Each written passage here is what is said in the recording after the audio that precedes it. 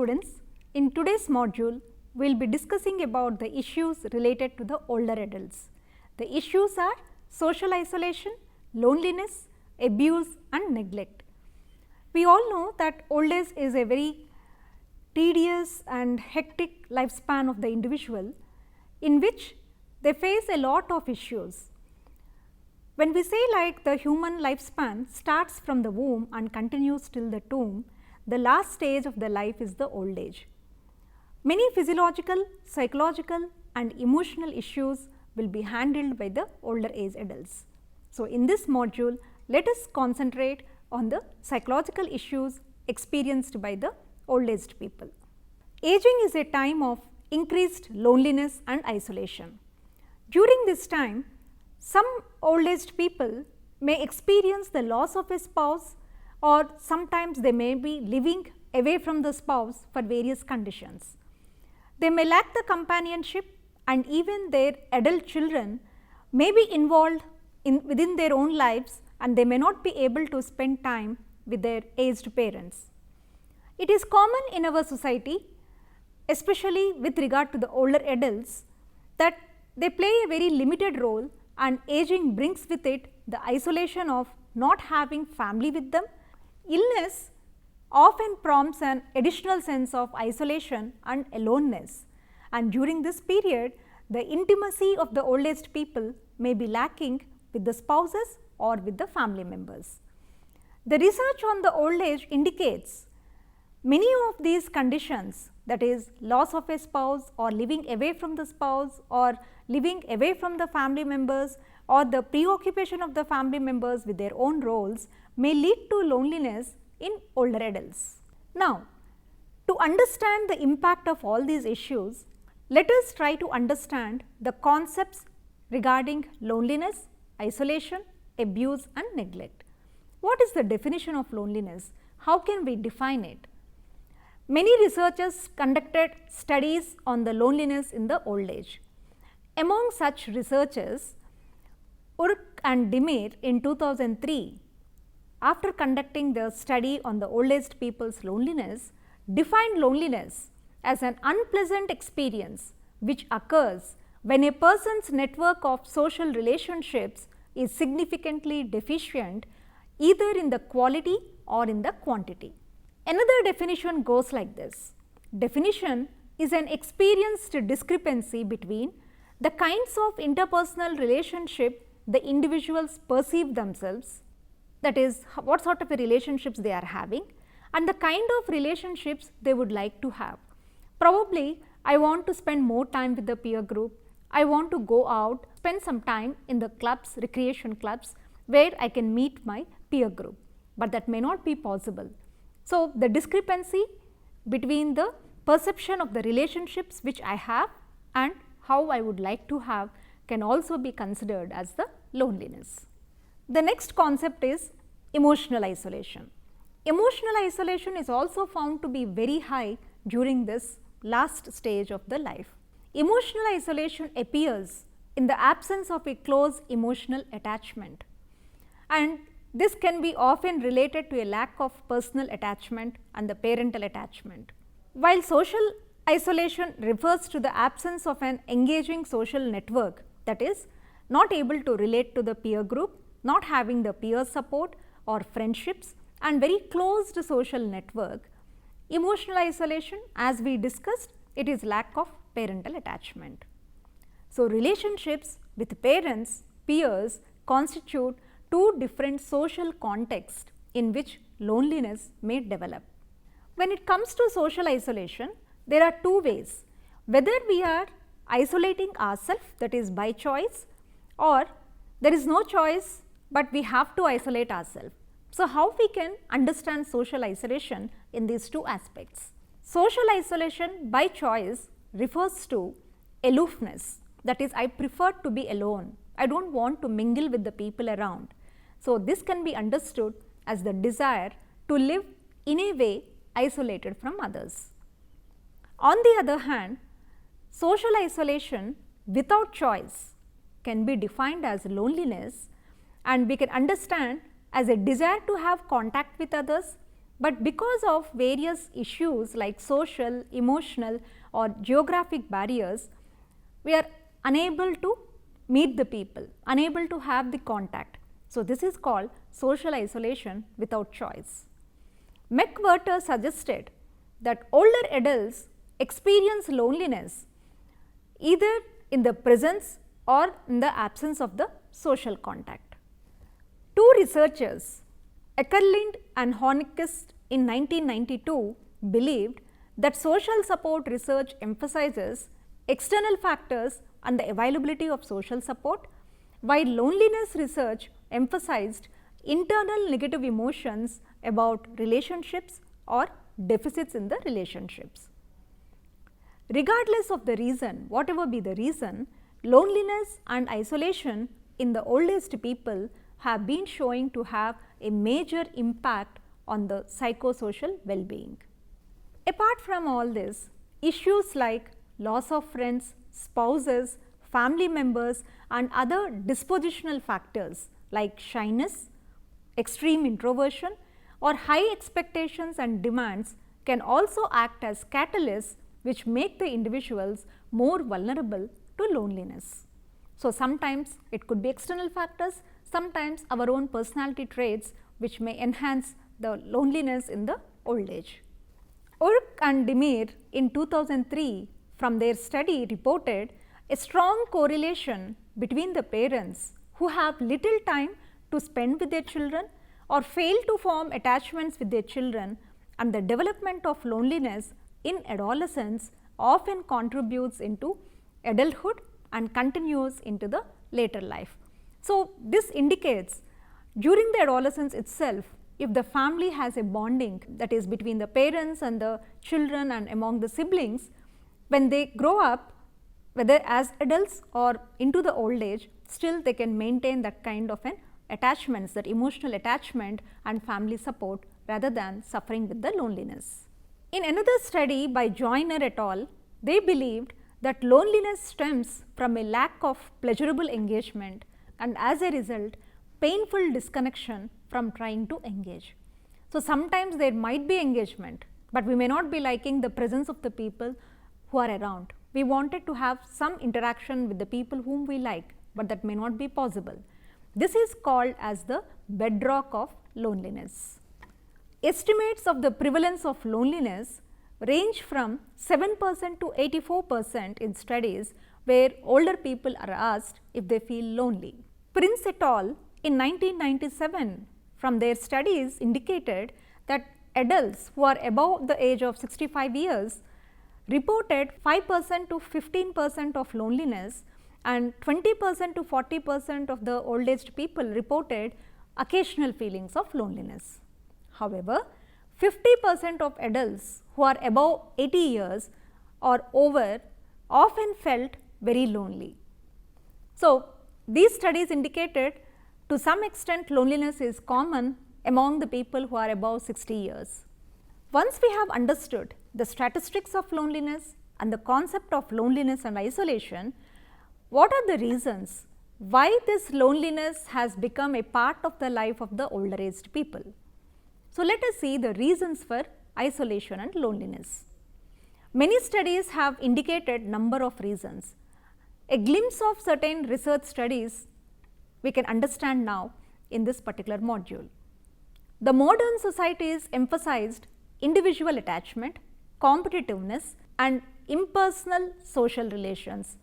So, loneliness was pronounced in the face of such socially alienating values. As it is a competitive world, everyone is making an individual effort, not a collective effort. They have become busy and preoccupied in their lives, which resulted ultimately in the loneliness. Saxton in 1986 argued that in the contemporary society, there is a decline in the face-to-face relationships. We can see how like the Facebook friends are increasing for the people rather than face-to-face relationships, and intimate contacts with family members, relatives and close friends is also going down. All these things are indicating the reasons for the enhancement of the loneliness among the old aged people. In 1992, Mijuskovic presented, the present day societies are highly mechanized with impersonal institutions as a result of high divorce rate, high mobility rates with its impact on disintegration of the family and community ties, the fast pacing living and self-centeredness of the culture interfering with the people's ability to establish and maintain fulfilling relationships. So, the technology is ruling us. The fast paced life is making the people run behind the work rather than developing the emotional and community ties. Loneliness research emphasized on the individual factors, that is, either personality factors or lack of social contacts are playing a vital role. However, loneliness could be expressive of an individual's relationship to the community. The difference between the cultures and the ways in which the relations are organized resulting in the cross-cultural variations, and as a result people from different cultures experience different levels of loneliness. So, one culture probably affecting the people more due to their norms and regulations, as a result they might be experiencing more of loneliness. In some other cultures, probably the community is playing an important role in taking care of the aged. As a consequence, the level of loneliness might be low in some cultures. So, cultural variations are indicated by the studies. Among lonely older people who experienced loneliness from an early age, the absence of social contacts as they grow, as they become old, creates a sense of despair, and that should not be confused with depression. Loneliness may lead to despair, but may not be always into the depression. The loneliness they experience is a feeling of separatedness and not fitting into a particular context, and the tendency may worsen as the people age. This type of loneliness may have its roots in the failure to bond with parents or parental rejection. So, all these studies conducted on the aged people are indicating how important the family relationships are, the emotional bonding with the people right from the childhood. Now, once we have understood the reasons for loneliness, then what would be the impact of loneliness on these older adults? What sort of the consequences we can see if the older aged people are experiencing the severity of the loneliness? Russell in 1996 found a relationship between loneliness, chronic illness and lower self-rated health status in older adults. Naturally, when a chronic illness is there, the persons cannot meet the people, mobility levels will be decreased, people may not be able to spend time with them, that might be increasing the intensity of loneliness. McWhiter in 1990 found the links between loneliness and suicide and suicidal ideation. Older adults' loneliness is also resulting in the increase of the usage of alcohol abuse and the depression levels. Koppel in his study suggested that loneliness can reduce a sense of self-worth and inhibit the ability to develop and maintain interpersonal relationships. As they are increasing the experience of loneliness, they feel like their confidence levels are going down, they cannot do anything, they cannot repair their relationships. Peters and Liff Brewer found that older adults are not involved in a partner relationship, they were feeling more lonely than the older adults who have a partner with them, and similarly those who are having the loss or a lack of partner affected the males more than the females. The reason is men rely more on the spouses for various kinds of support, suggesting the absence of a multifaceted social network compared to that of a woman. The dependence on spouses for support and companionship can lead to extreme loneliness when spouses die, and that may lead to prolonging bereavement and widowed men remarrying at a much higher rate than women. Martikainen and Valkonen in their study found that the death of a spouse affected everyday tasks like house cleaning, preparing food and taking needed medication. Anderson and Diamond also found that older widowed men experiencing difficulties in everyday tasks like cooking and meal planning. Many of the widowed men in their study thought they were good cooks, but ultimately they found it difficult to cook or even plan a meal when they have to do it by themselves. Gillen reported a study which found loneliness often preceded dementia in the participants over the age of 80. Another study on the oldest people reported that elder individuals who indicated a high degree of loneliness tended to be admitted to nursing homes very sooner than those who are not feeling lonely.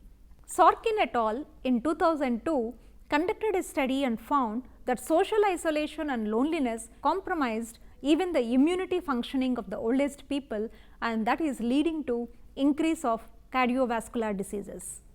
Additionally, lonely people are more likely to suffer from cardiovascular diseases because their lifestyles may include little or no exercise, unhealthy eating habits, alcohol abuse has increased, and the lack of a support network. Loneliness can also be a risk factor for the low level subclinical depression, which continues to be a leading mental health problem for older adults. The old age depression is also increasing, and one reason for that increased level of depression is the loneliness that they are suffering, as the studies are indicating. Once we have understood the concept of isolation and loneliness, now let us move on to the next concept, that is elder abuse and neglect. Abuse and neglect happens throughout the lifespan in some people's lives, but this is more common among the oldest people. It is a very serious and a growing problem in the society across the globe. According to the National Center on Elder Abuse Incidence study conducted in 2005, neglect of the elderly was the most frequent type of elder maltreatment, amounting to 48.7%, and 35.5% of emotional or psychological abuse was found to be the second abuse among the oldest people. 25.6% of the physical abuse has been noticed among the oldest people, noting to be the third factor. Then financial or material exploitation was found to be 30.2% among the oldest people, and abandonment is amounting to 3.6%, which is the least common among the population. Adult children comprise the largest category of perpetrators, that is 47.3% of old aged children are the main reason for conducting this kind of an elder abuse. Spouses followed second by 19.3%. In some cases, spouses themselves are abusing their own husbands. Other relatives are like 8.8% who is rendering this kind of an elder abuse, and in certain cases 8.6% of the grandchildren were the reason who are conducting this kind of abuse on the oldest people. So, these are the perpetrators statistics. Statistics also indicated that 3 out of 4 elder abuse and neglect victims suffer from physical frailty. About 47.9% of the incidents of abuse and neglect involved elder persons who were not physically able to care for themselves, that is completely they are bedridden, they cannot have the proper self care by themselves, while 28.7% of the victims could marginally care for themselves. Levin believed that over 80% of all incidents of elder abuse go unreported because of the fear of abandonment, that is, if I share whatever is happening in my life, probably they do not even look at me or they do not take care of the basic needs. So, fear of abandonment, institutionalization, they may send me to old age home or to any other institute, and severe repercussions from the abuser. For these reasons, most of the cases are not reported. Welfel conducted a study and reported that a large number of older adults are unaware of the availability of the services or their rights, and in some communities services are almost non-existent.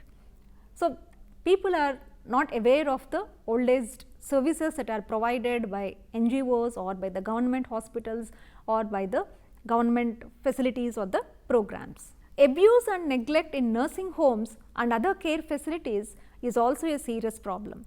So, we see this neglect and abuse not only at family, but even in the institutions and in the hospitals from the nurses, because the growing number of older adults suffer from Alzheimer's and dementia. When the statistics are indicating a high level of elder abuse and neglect, either at home or in the institutions, how to understand these concepts? Let us quickly look at certain concepts, the basic concepts of abuse and neglect. The first concept is abandonment. It refers to the desertion of an elderly person by an individual who has assumed the responsibility to provide care for an elder, or by a person with a physical custody of an elder. When they felt or when they promised that they would take care, but not taking care and leaving the oldest people, that is called abandonment. Abuse refers to the infliction of physical or psychological harm or knowing deprivation of goods or services necessary to meet essential needs or to avoid physical or psychological harm. Abuse can be emotional or psychological or verbal. This refers to infliction of anguish, pain or distress through verbal or non-verbal acts. Emotional or psychological abuse includes verbal assaults, insulting, threats, intimidation, humiliation and harassment. Treating an older person as an infant, isolating an elderly person from his family, friends or regular activities, and enforcing the social isolation are also the examples of emotional or psychological abuse. Financial or material abuse or exploitation. It refers to the illegal or improper use of an older person's or vulnerable adult's funds, property or assets. Examples include cashing an older or vulnerable person's checks without authorization or permission, forging an older person's signature, misusing or stealing older person's money or possessions, coercing or deceiving an older person into signing any document, especially contracts or the will, and the improper use of conservation, guardianship or power of attorney. Another important concept is neglect. It refers to the refusal or failure to fulfill any part of a person's obligation or duties towards an elder. Neglect may also include failure of a person who has responsibilities to provide care for an elder, for example, paying necessary home care services, or failure on the part of in-home services to provide necessary care. So, when the basic needs are neglected towards the elderly, we can define that as neglecting the oldest people. Neglect typically means refusal or failure to provide an elderly person or vulnerable adult with life necessities, that is basic necessities like food, water, clothing, shelter, personal hygiene, medicine, comfort, personal safety and other essentials which are implied or agreed upon as a responsibility towards an elder. Another important concept is self-neglect. It refers to an adult's inability due to physical or mental impairment or diminished capacity to perform essential self-care tasks like obtaining essential food, clothing, shelter and medical care, obtaining goods and necessary services like to maintain physical health, mental health or general safety, and managing one's own financial affairs. So, choice of lifestyle or living arrangement is not itself evidence of self-neglect. Once we understood the concepts of elder abuse and neglect, how do we know that old-aged people are neglected or abused? What are the indicators? Let us look into the indicators of elder abuse. Older adult victims of abuse and neglect often suffer from depression, hopelessness, unhappiness, shame and guilt. Dyer et al. Found that abused and neglected older adults had significantly higher scores when they were assessed on the geriatric depression scale when compared to those who have not experienced any kind of abuse.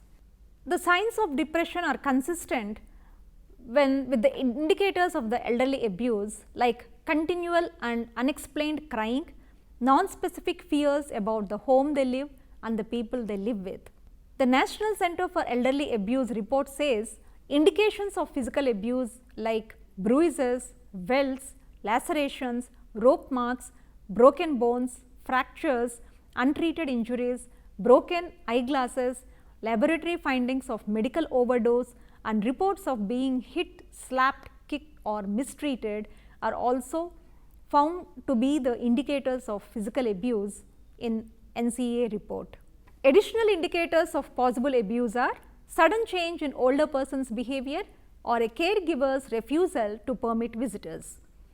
Sometimes the sexual abuse can also happen among the oldest people, and the signs could be bruises around the breast or genitals, unexplained venereal diseases, unexplained vaginal or anal bleeding, and torn or bloody clothing.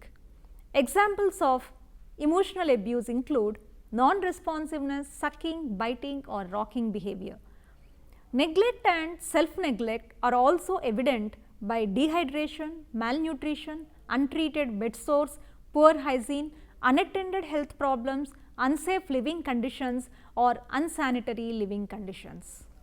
Indicators of financial exploitation include sudden changes in the banking practices, inclusion of additional names on an elder's banking card, unauthorized withdrawals, abrupt changes in the will, unexplained disappearance of funds or valuables, unexplained transfer of funds to the family members, and forged signatures on financial documents. All these are indicators for the financial exploitation among the old aged. Marshall et al. Warn that abuse is not always certain or obvious. Clues that something might be wrong include clients providing the stories that appear rehearsed and clients who seem cautious and fearful when sharing information.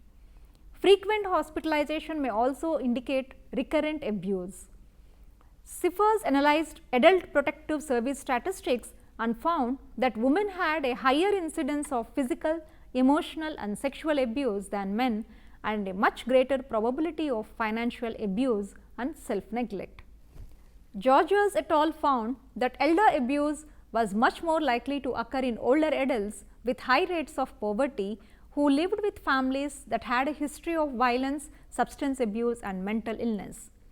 Another study indicated that older adults living with spouses or relatives were 3 times more likely to be abused.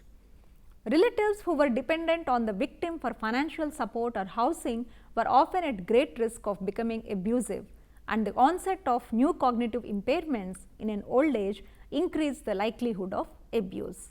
So, students, in this module we have discussed about some of the important issues related to the oldest people, that is social isolation and loneliness, elder abuse and neglect. What are the signs and symptoms, and what could be the reasons for these issues to be prevailing among the oldest people?